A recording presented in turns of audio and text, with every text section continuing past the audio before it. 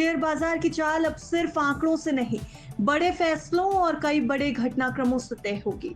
अगले हफ्ते की हलचल से पहले शेयर बाजार सांस रोक कर खड़ा है। अमेरिका के फेड का फैसला, भारत पाक के बीच का तनाव और दिग्गज कंपनियों के नतीजे। क्या शेयर बाजार में बड़ा तूफान आने वाला है या फिर दिखेगा कोई नया रिकॉर्ड हाई? निवेशकों के मन में इस समय बड़े सवाल हैं। आखिर अगले हफ्ते क्या कुछ बाजार में होने वाला है? बाजार की चाल कौन से बड़े ट्रिगर्स तय करेंगे और किस तरफ बाजार का रुख हो सकता है? इन सभी सवालों के जवाब समझने की कोशिश करेंगे इस रिपोर्ट में और जानेंगे कि आने वाले हफ्ते में बाजार कैसी चाल दिखा सकता है। इसलिए वीडियो के अंत तक हमारे साथ जरूर बने रहिएगा। वैसे आपको बता दें कि अगर बाजार के आने वाले समय को समझना है तो एक नजर पीछे भी जानी चाहिए। बीते हफ्ते बाजार में क्या कुछ हुआ, एक बार इसके ऊपर नजर डाल लेते हैं। तो भारत का शेयर बाजार लगातार तीसरे हफ्ते भी मजबूती के साथ बंद हुआ। निफ्टी में 1.28% की बढ़त दिखाई दी और ये 24,346 अंकों के लेवल पर क्लोजिंग देकर गया। वहीं निफ्टी बैंक की बात की जाए तो यहाँ भी 0.83% की बढ़त थी और ये 55,115 के लेवल पर क्लोजिंग देकर गया है। इसके साथ ही सेंसेक्स के ऊपर अगर नजर डालेंगे तो यहाँ भी 1.6% की बढ़त दर्ज की गई थी।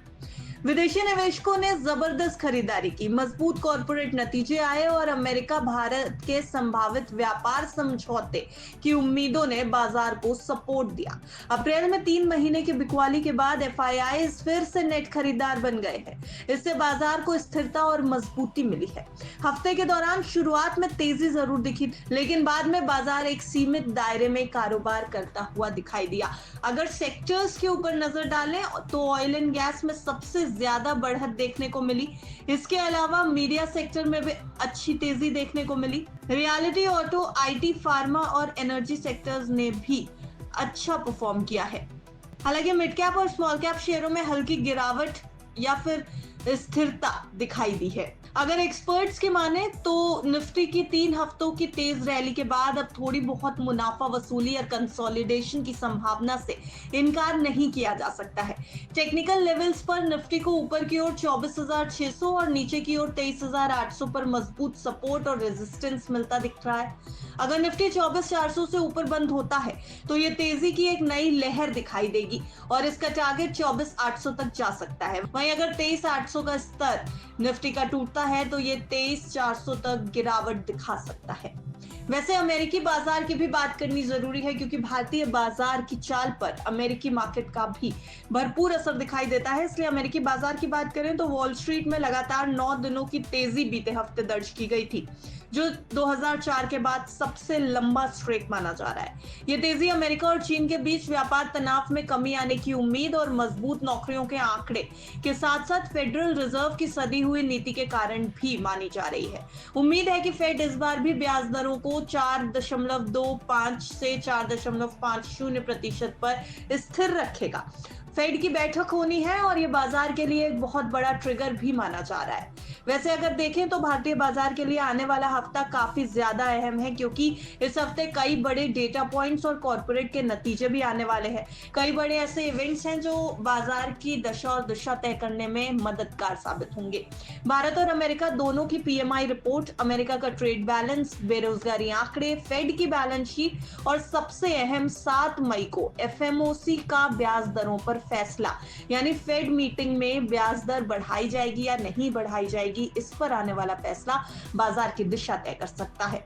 इसके अलावा इस हफ्ते कई कंपनियों के नतीजे भी आने वाले हैं जिनमें Mahindra and Mahindra, Bank of Baroda, Coal India, Larsen Toubro, Titan, Asian Paints, Britannia, SBI और कोटक जैसे बड़े नाम शामिल हैं। इन कंपनियों के नतीजे बाजार की चाल पर बड़ा असर डाल सकते हैं। वैसे अगर देखा जाए तो आने वाले हफ्ते में कुछ कंपनियों ने स्टॉक स्प्लिट की भी घोषणा की है, जैसे कि Info Edge, Navkar urban structure, Rajasthan tube manufacturing और शांति इंडस्ट्रीज। निवेशकों को इन कंपनियों पर खास नजर रखनी चाहिए क्योंकि स्प्लिट के बाद शेयरों की संख्या तो बढ़ेगी लेकिन कंपनी का मार्केट कैप वही रहेगा, तो निवेशकों की नजर इन कंपनियों के ऊपर भी रहेगी। इसके अलावा कई ऐसी कंपनियां हैं जो डिविडेंड भी घोषित कर रहे हैं, जैसे कि Oracle financial, Bajaj finance, bank of Maharashtra, crystal और सुंदरम फास्टनर्स।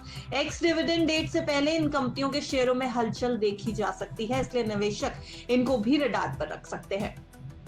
वैसे अगर एक्सपर्ट्स की माने तो बाजार के लिए कुछ पॉजिटिव संकेत सामने दिखाई दे रहे हैं, जैसे कि कच्चे तेल की कीमतों में नरमी अभी भी जारी है। ब्रेंट क्रूड के ऊपर नजर डालेंगे तो ये 6% गिर चुका है और इस समय $61.43 प्रति बैरल के आसपास पहुंच गया है। विदेशी निवेशकों की मजबूत खरीदारी के साथ ही साथ DIIs की भी मजबूत खरीदारी बाजार में देखने को मिली है। घरेलू निवेशकों ने 9,270 करोड़ रुपए के शेयर खरीदे हैं, यानी FIIs लौटे और DIIs ने भी अपनी खरीदारी बढ़ाई। बाजार को इससे मजबूत सपोर्ट मिलता दिख रहा है। साथ ही रुपया भी मजबूती दिखा रहा है। रुपए में 1.06% की मजबूती दिखाई दी है और अक्टूबर 2024 के बाद पहली बार रुपया 84 प्रति डॉलर के नीचे जाकर बंद हुआ है। हालांकि भारत पाकिस्तान के बीच तनाव बढ़ने की आशंका और 7 मई को फेड का फैसला बाजार में अनसर्टेनिटी बढ़ा सकता है। ऐसे में निवेशकों को कॉशियस रहने की सलाह है। साथ ही साथ हर बड़ी खबर पर नजर जरूर बनाए रखिएगा। एक्सपर्ट्स का ओपिनियन है बाजार को इस समय वेट एंड वॉच मोड की कैटेगरी में रखिए। बाजार की गतिविधियों पर नजर बनाए रखना बेहद जरूरी है और साथ ही साथ कोई भी ग्लोबल और नेशनल डेवलपमेंट भी बाजार की दशा और दिशा को तय कर सकता है। तो कुल मिलाकर अगर इस तरह देखा जाए तो आने वाला हफ्ता डेटा, नतीजों और ग्लोबल संकेतों से भरा हुआ रहेगा। स्मार्ट निवेशक वही होगा जो इन सभी पहलुओं को ध्यान में रखकर सोच समझकर फैसले ले। वैसे ये पूरी रिपोर्ट जो बिस्तक ने आपके लिए तैयार की है, ये आपकी जानकारी के लिए थी। इसमें हमने आपको कुछ अहम एक्सपर्ट ओपिनियंस और इंडिकेटर्स बताए हैं जो बाजार की चाल को प्रभावित कर सकते हैं। लेकिन आपको बिस्तक की यही सलाह है कि अगर आपको बाजार में कहीं भी निवेश करना है तो अपने फाइनेंशियल एडवाइजर की राय के बिना ऐसा ना करें। Bureau report, बिस्तक।